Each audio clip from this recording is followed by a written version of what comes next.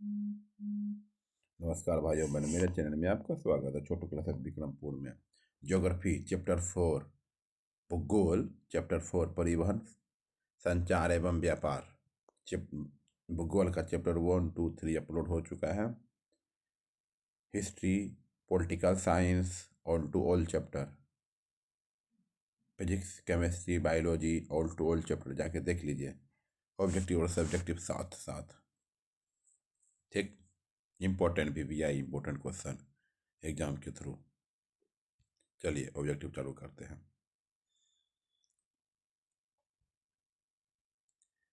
स्वर्णिम चतुर्भुज महामार्ग से संबंधित नगर है। स्वर्णिम चतुर्भुज महामार्ग से संबंधित नगर है। स्वर्णिम चतुर्भुज महामार्ग से संबंधित नगर है चेन्नई। क्या है? चेन्नई है। चेन्नई, चेन्नई, चेन्नई।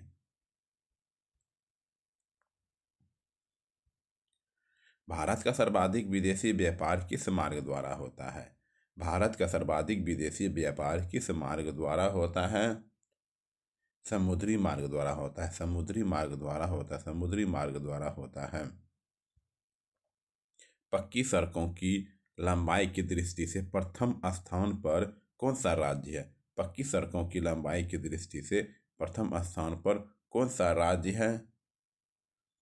महाराष्ट्र है। क्या है? महाराष्ट्र है। महाराष्ट्र।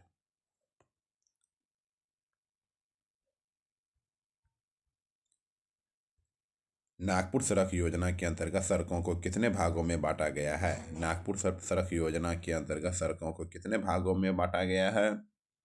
4 भागों में बांटा गया है। 4 भागों में बांटा गया है। भारत में कुल कितने डाक क्षेत्रों में बांटा गया? भारत में कुल कितने डाक क्षेत्रों में बांटा गया है? 8। 8।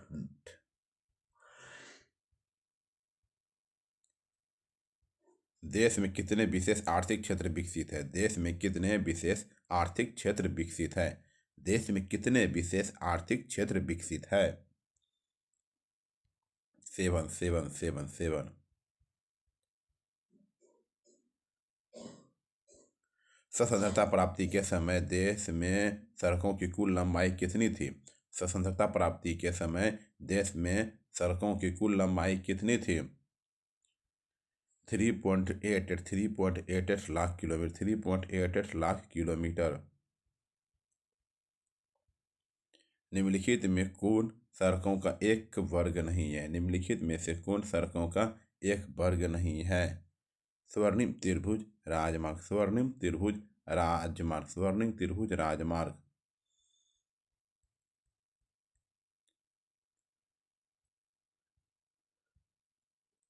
भारत के किन शहरों में मेट्रो रेल सेवा उपलब्ध है? भारत के किन शहरों में मेट्रो रेल सेवा उपलब्ध है? कोलकाता, दिल्ली। किस वर्ष इंडियन एयरलाइंस को इंडियन नाम दिया गया? किस वर्ष इंडियन एयरलाइंस को इंडियन इंडियन नाम दिया गया? इंडियन नाम दिया गया 2005 में। कब? 2005 में।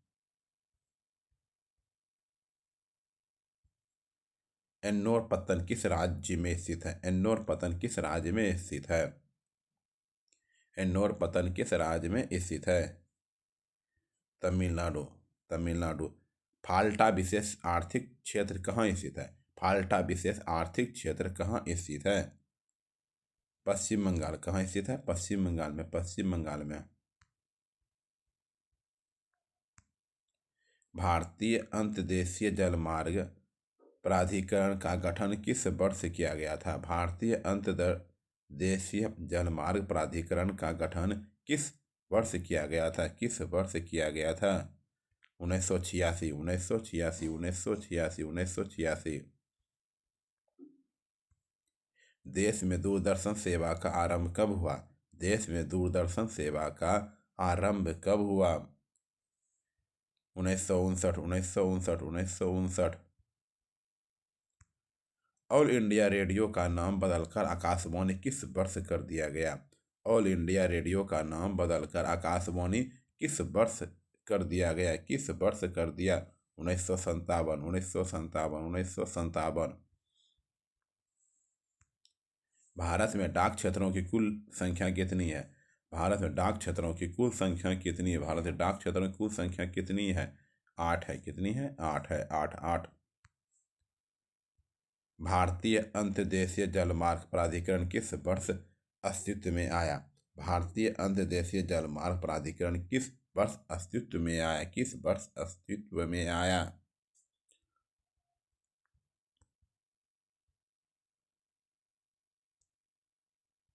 1986। 1986। भारत में कितने आकाशवाणी केंद्र हैं? भारत में कितने आकाशवाणी केंद्र हैं? 200। भारत में कितने आकाशवाणी केंद्र हैं? 200 हैं। कितने हैं? 200 हैं।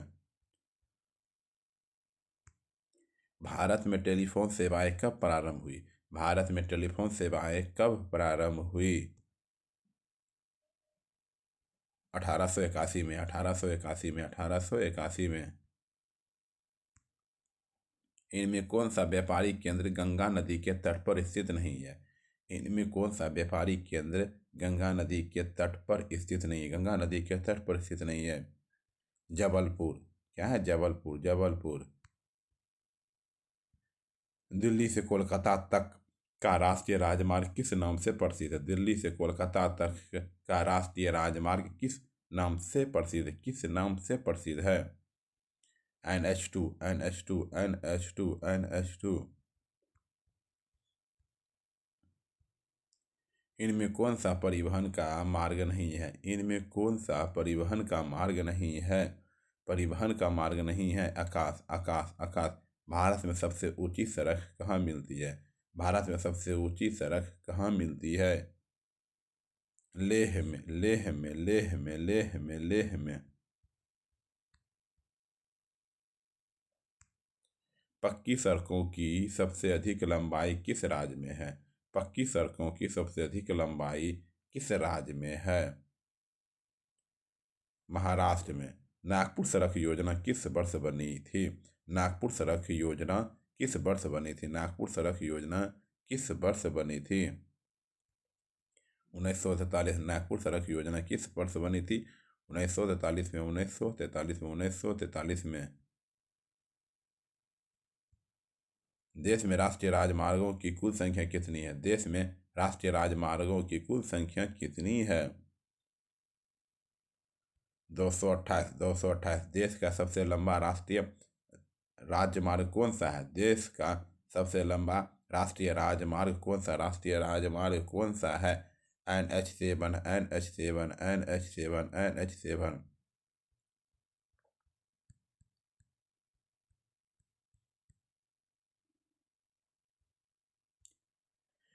राष्ट्रीय राजमार्ग 7 वाराणसी से किस स्थान तक जाता है? राष्ट्रीय राजमार्ग 7 वाराणसी से किस स्थान तक जाता है? कन्याकुमारी। कन्याकुमारी। कन्याकुमारी। किस राज्य में राष्ट्रीय राजमार्ग की लंबाई सबसे अधिक है? किस राज्य में राष्ट्रीय राजमार्ग की लंबाई सबसे अधिक है? आंध्र प्रदेश। आंध्र प्रदेश। आंध्र प्रदेश। आंध्र प्रदेश।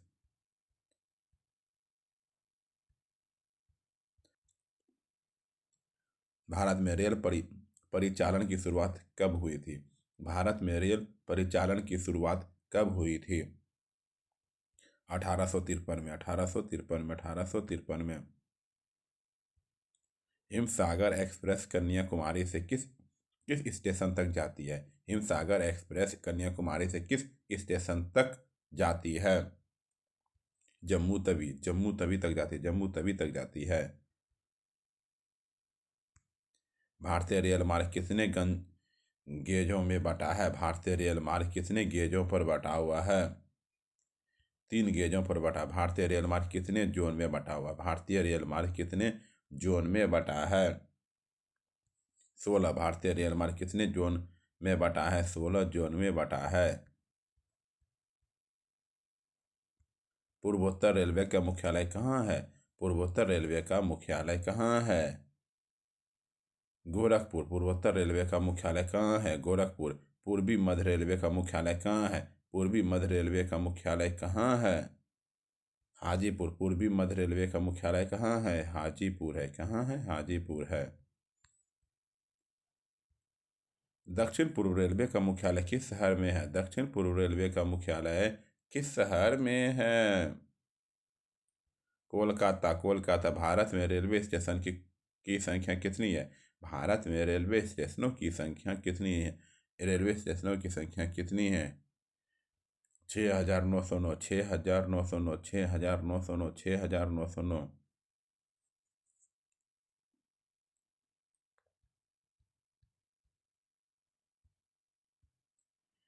उत्तर पश्चिम रेलवे का मुख्यालय कहाँ है? उत्तर पश्चिम रेलवे का मुख्यालय कहाँ है? जयपुर में। उत्तर पश्चिम रेलवे का मुख्यालय कहाँ है? जयपुर में। अस असम बरौनी कानपुर पाइपलाइन से किस पदार्थ का परिवहन होता है? असम बरौनी कानपुर पाइपलाइन से किस पदार्थ का परिवहन होता है? किस पदार्थ का परिवहन होता है? पेट्रोल का होता है। क्या होता है? पेट्रोल का होता है।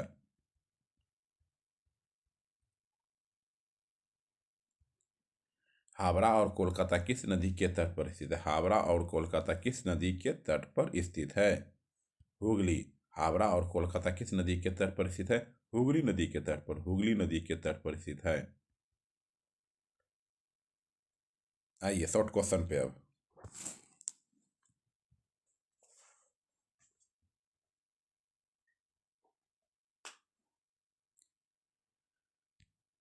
चलिए जाए।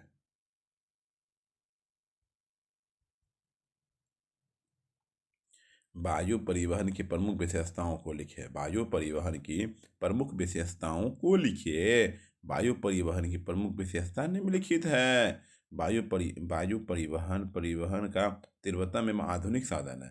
वायु परिवहन जो है परिवहन का तीव्रतम एवं आधुनिक साधन है। वायु परिवहन से समय का बचत होता है। वायु परिवहन से क्या होता है? समय का बचत होता है। वायु परिवहन से समय का बचत होता है। तीसरी नंबर, वायु परिवहन परिवहन का सबसे महंगा साधन है। वायु परिवहन परिवहन का सबसे महंगा साधन है। चलिए 2 नंबर क्वेश्चन। भारत के लिए जलमार्ग का क्या महत्व है? भारत के लिए जलमार्ग का क्या महत्व है? भारत के लिए जलमार्ग का निम्नलिखित महत्व है। जलमार्ग परिवहन का सबसे सस्ता मार्ग है। जलमार्ग परिवहन का सबसे सस्ता सस्ता मार्ग है। भारी सामानों का वाहन जल मार्ग से आसानी से होता है। भारी सामानों का वाहन वाहन जल मार्ग से आसानी से होता है। जल मार्ग के अंतर्गत नदी, नहर, झील, समुद्र का उपयोग किया जाता है। तो यह अंतर्राष्ट्रीय व्यापार का मुख्य साधन। यह अंतर्राष्ट्रीय व्यापार का मुख्य साधन है। भारतीय रेल परिवहन की प्रमुख विशेषताओं का उल्लेख कीजिए। भारतीय रेल परिवहन की प्रमुख विशेषताओं का उल्लेख कीजिए। भारतीय रेल परिवहन की प्रमुख विशेषताएं निम्न है। भारतीय रेल एशिया की सबसे बड़ी तथा विश्व की तीसरी सबसे बड़ी रेल प्रणाली है। भारतीय रेल एशिया की सबसे बड़ी और विश्व की तीसरा सबसे बड़ा रेल प्रणाली है।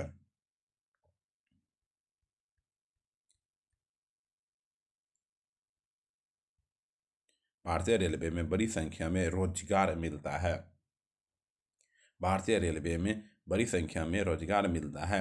भारतीय रेल परिवहन का सस्ता साधन है। भारतीय रेल परिवहन का सस्ता साधन है।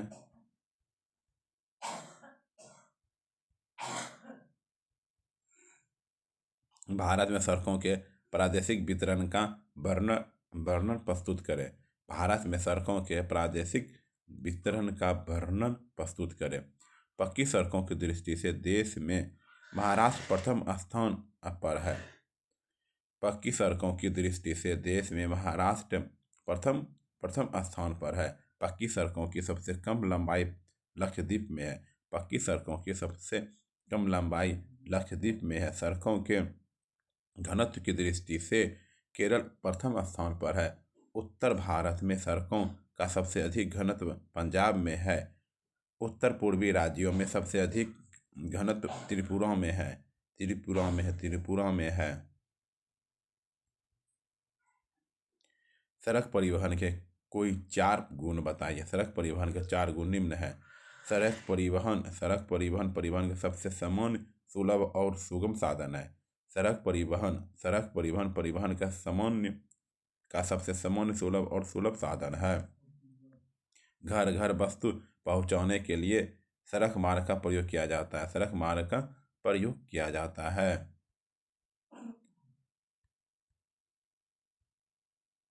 छोटी दूरी को तय करने के लिए सड़क मार्ग का उपयोग सबसे अधिक होता है।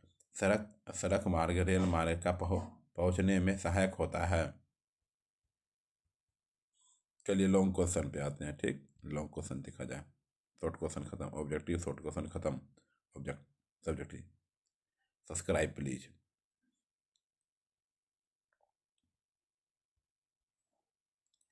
भारतीय अर्थव्यवस्था में परिवहन एवं संचार साधनों की महत्ता को स्पष्ट कीजिए। भारतीय अर्थव्यवस्था में परिवहन एवं संचार साधनों की महत्ता को स्पष्ट कीजिए। परिवहन एवं संचार के साधन भारत की अर्थव्यवस्था में महत्वपूर्ण योगदान कर रहे हैं। परिवहन एवं संचार के साधन भारत की अर्थव्यवस्था में महत्वपूर्ण योगदान कर रहे हैं। इससे अर्थव्यवस्था को प्रगति की दिशा मिली है। परिवहन के साधन उपलब्ध रहने से कच्चे माल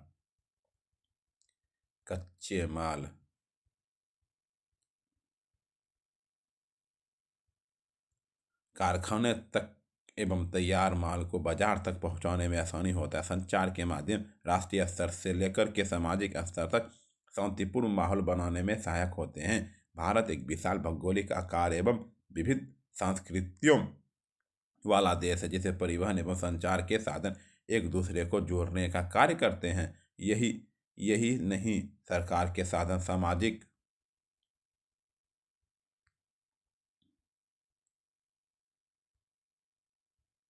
सामाजिक सांस्कृतिक स्तर को ऊंचा उठाने में भी योगदान करते हैं। भारत, पाकिस्तान, नेपाल एवं बांग्लादेश के साथ परिवहन संपर्क दो देशों के बीच की सामाजिक सांस्कृतिक विकास का सूचक है। परिवहन एवं संचार के बिना किसी भी प्रकार की आर्थिक प्रक्रिया लगभग असंभव है। ये साधन हमारे जैविक पक्ष को प्रभावित करती है। जन्म से लेकर मृत्यु तक हमारा जीवन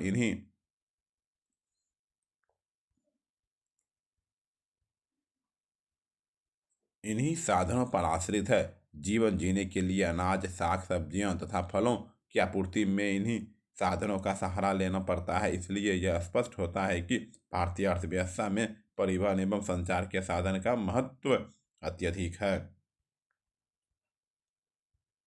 यातायात के साधनों को देश की जीवन रेखा क्यों कहा जाता है? यातायात के साधनों को देश की जीवन रेखा क्यों कहा जाता है? यातायात के आधुनिक साधन किसी भी राष्ट्र और उनकी अर्थव्यवस्था की जीवन रेखाएं हैं। यातायात के आधुनिक साधन किसी भी राष्ट्र और उनकी अर्थव्यवस्था की जीवन रेखाएं हैं। यातायात के विकसित साधनों के माध्यम से पूरी पृथ्वी पर पूरी पृथ्वी घर आंगन सी बन चुकी है। घर आंगन सी बन चुकी है। इन साधनों के माध्यम से एक स्थान से दूसरे स्थान पर कम समय में आसानी से पहुंचा जा सकता है। जो दूरियां तय करने में हफ्तों महीने लगते थे, वह अब घंटों में तय हो जाती है। आज पर्वत, पठार, घाटियां, वन, सागर, महासागर बाधक नहीं रहे। आसानी से उन्हें पार किया जा सकता है।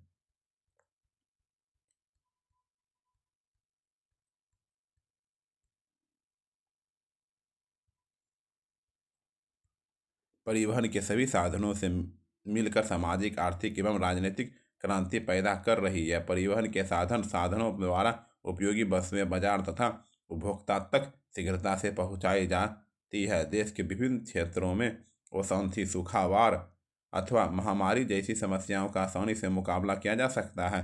तत्काल सहायता पहुंचाने में सक्षम है।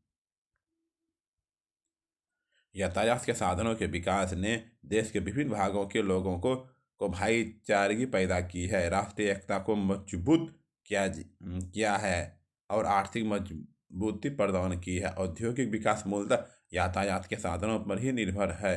कच्चा माल कारखानों तक लाने और तैयार माल बाजार तक ले जाने में यातायात के साधन ही सहायक होते हैं।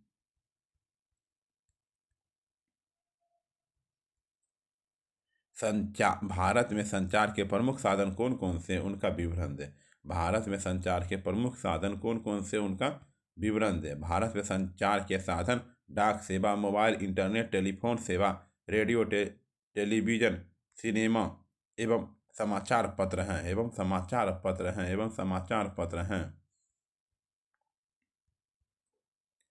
डाक सेवा भारत में डाकघरों का जाल संसार में सबसे बड़ा है। इस समय देश में लगभग 1.5 लाख डाकघर है। इनकी अधिक संख्या ग्रामीण क्षेत्रों में कार्यरत हैं। तार टेलीफोन सेवाएं भारत में टेलीफोन की सेवाएं 1851 में आरंभ हुई थी। 1851 में आरंभ हुई थी। टेलीफोन की सेवाएं 1881 में आरंभ की गई। आज देश भर 38,338 टेलीफोन है एक्सचेंज काम कर रही है। भारत का दूरसंचार एशिया के सबसे आगे है। आज विदेश संपर्क में इसका बड़ा योगदान है।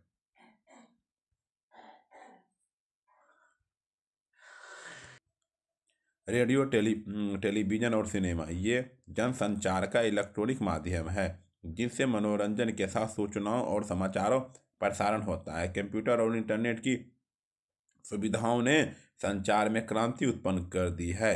समाचार पत्रों और अन्य पत्र पत्रिकाओं के माध्यम से संचार का महत्वपूर्ण कार्य किया जा रहा है। पुस्तक, ज्ञान और सूचना के माध्यम से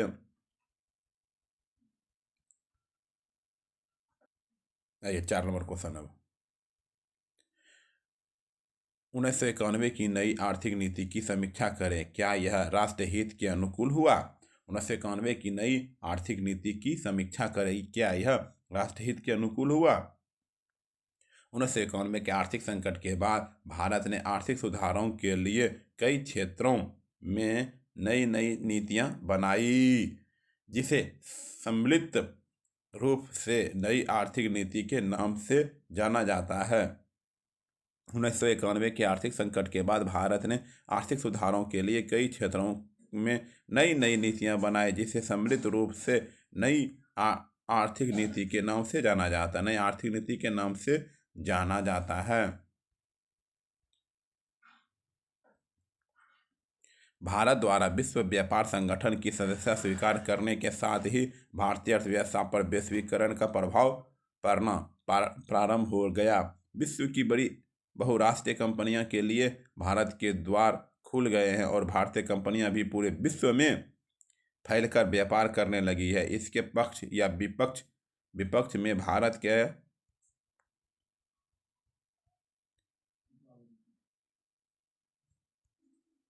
अर्थशास्त्रियों के विचार अलग अलग हैं। कुछ ऐसे राष्ट्रहित में मानते हैं और कुछ इसे राष्ट्रहित में नहीं मानते हैं। राष्ट्रहित के अनुकूल मानने वाले का कहना है कि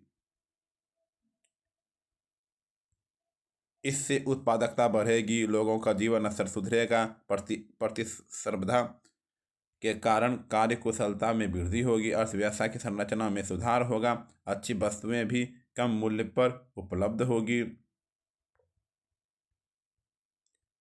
राष्ट्रीय संसाधनों का समुचित उपयोग होगा। राष्ट्रहित में प्रतिकूल मानने वाले का कहना है कि पूंजी प्रधान उद्योगों का महत्व बढ़ने से कंप्यूटर आदि का उपयोग बढ़ेगा और रोजगार का अवसर घटेगा, बेरोजगारी बढ़ेगी। भारत में लघु और कुटीर उद्योग की बहुलता है। विश्व बाजार की कड़ी प्रतिस्पर्धा में यह टिक नहीं पाएंगे और लघु एवं कुटीर उद्योग के लिए वह शुभ घड़ी ना होगी। महंगाई बढ़ेगी, गरीबी रेखा के नीचे रहने वालों के लिए कठिन घड़ी होगी। बाजार मांग के अनुसार नकदी फसल का उत्पादन बढ़ेगा और खाद्यान्न का उत्पादन कम हो सकेगा। भारत के अंतर्राष्ट्रीय व्यापार की विशेषता का वर्णन करें। भारत के अंतर्राष्ट्रीय व्यापार की विशेषता का वर्णन करें। स्वतंत्रता प्राप्ति के बाद भारत में औद्योगिक एवं आर्थिक विकास तेजी से है। अतः आज भारत व्यापारिक संबंध विश्व, भारत व्यापारिक संबंध विश्व।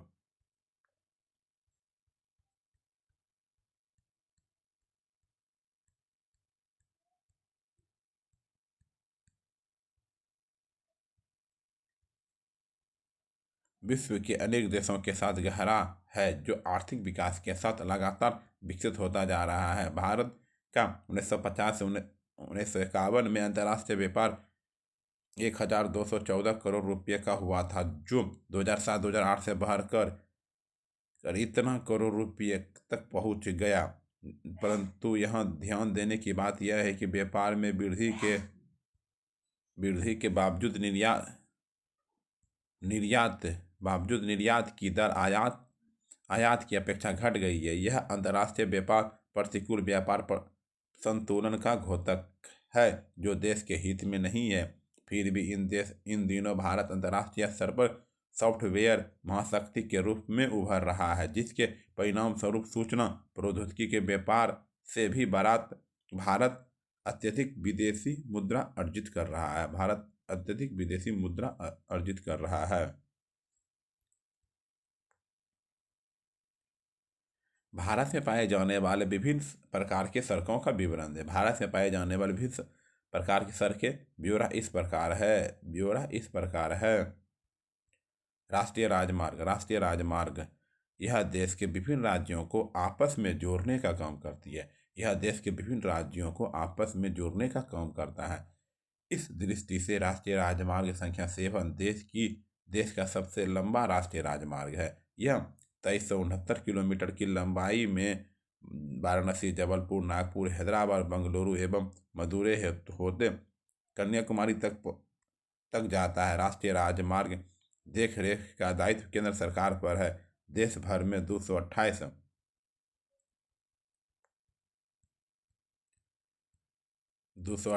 राष्ट्रीय राजमार्ग है।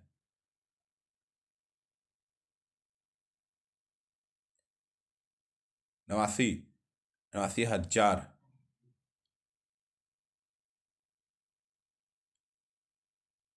116 किलोमीटर के क्षेत्र में फैले हुए हैं। ठीक, चलिए। राज्य राजमार्ग यह राजमार्ग राज्यों की राजधानियों को विभिन्न जिला मुख्यालयों को जोड़ने का काम करती है। इसके निर्माण एवं देख रेख का दायित्व राज्य सरकार पर है। ये सभी राजमार्ग राष्ट्रीय राजमार्ग से जुड़े होते हैं। कुल लंबाई इतना किलोमीटर है। जिला सड़कें राज्यों के विभिन्न जिला मुख्यालय एवं सड़कों को जोड़ने का काम करती है। देश के कुल सड़कों का 14% जिला सड़कें हैं। इनका देख रेख व निर्माण की जिम्मेवारी राज्य सरकार का है। क्षेत्रीय विकास में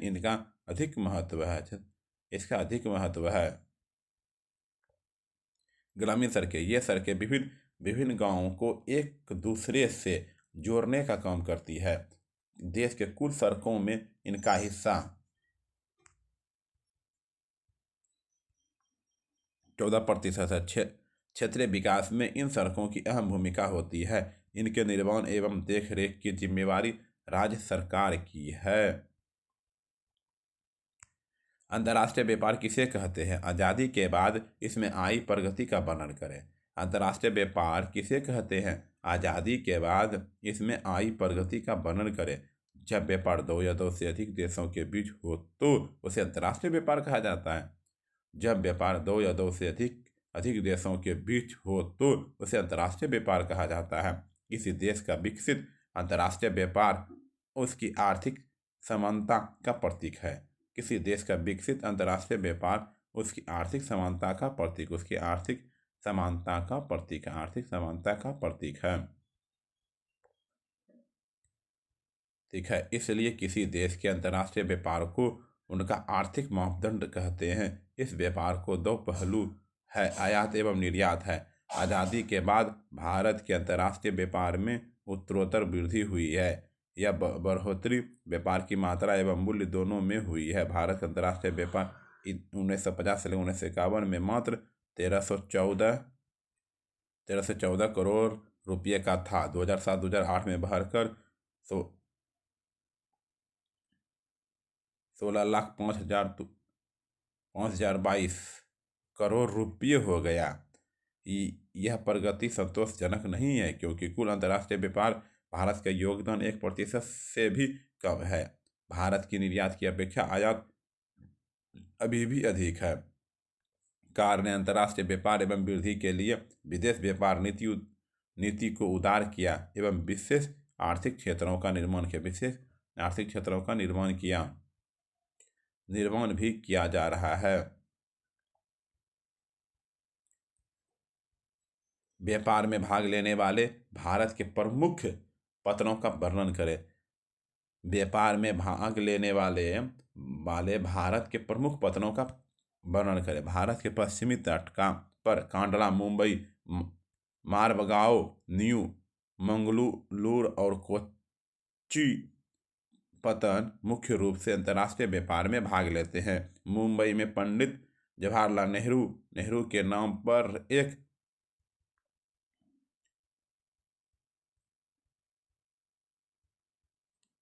एक और पतन का विकास किया गया। मुंबई भारत का सबसे बड़ा पतन है। खनिज तेल का व्यापार यहीं से होता है। न्यू मंगलोर का विकास लौह अयस्क के निर्यात के लिए हुआ है।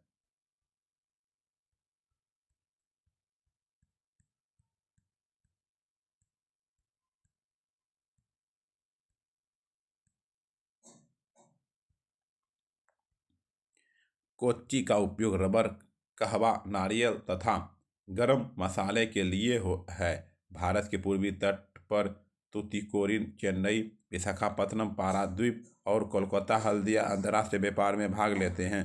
तूतीकोरिन में कोयले से लदे जहाज पहुंचते हैं। चेन्नई खनिज तेल और लौह अयस्क का व्यापार करता है। विशाखापत्तनम में मैंगनीज, लौह अयस्क और पेट्रोलियम उत्पादों का निर्माण किया जाता है। पारादीप से लौह अयस्क का निर्यात किया जाता है। कोलकाता से चाय, हल्दिया से कोयला और पेट्रोलियम उत्पादों का व्यापार किया जाता है। भारत के अंतर्राष्ट्रीय जलमार्गों का वर्णन करें। भारत के अंतर्राष्ट्रीय का वर्णन करें। भारत में 5 आंतरिक जलमार्गों को राष्ट्रीय राजमार्ग घोषित किया गया है। भारत में 5 आंतरिक जलमार्गों को राष्ट्रीय जलमार्ग घोषित किया गया। ये निम्नलिखित हैं। राष्ट्रीय जलमार्ग संख्या 1